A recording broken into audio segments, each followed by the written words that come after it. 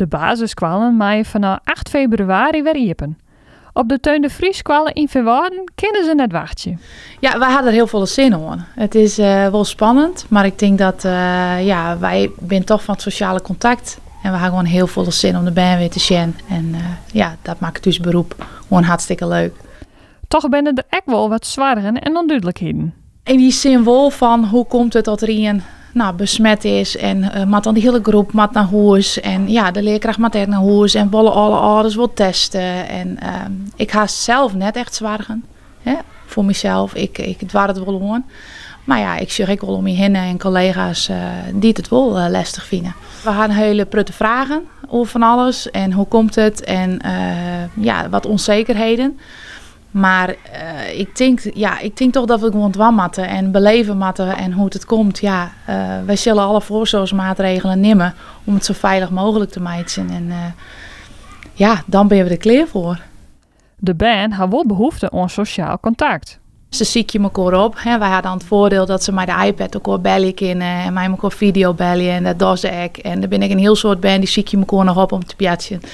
Alleen nog het samenwerken en het mij elkaar wezen, dat missen ze wel. Het is zo belangrijk voor die band dat ze hier weer komen. En wij hadden er echt heel veel zin in. Wij missen ze ook. Dus zij u zeker, denk ik. De meesten wel. Dus ik denk dat we er voor moeten. Wat voor de basisscholen geldt, maaien ze op alle oorenscholen net toepassen.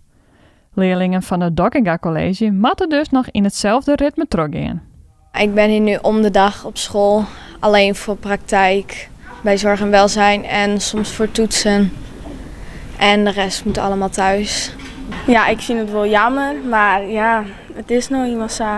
Ik vind het op zich, kan nog wel, maar het zijn nu hele lange dagen en je hebt heel veel huiswerk nu.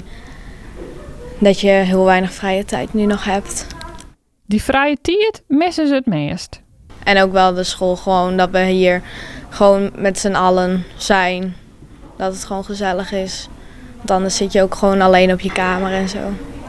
Op de school is natuurlijk gewoon nog wel mijn vrienden en zo. En anders kost mij op WhatsApp videobellen of zo. De situatie is dus net ideaal. Voor Carmen en Julia is het wel duidelijk hoe ze het liever zeggen. Nou, wel gewoon weer het liefst naar school. En dan gewoon wat minder huiswerk, zodat we ook wat meer vrije tijd hebben. Gewoon weer naar school gaan en gewoon elke dag weer heen.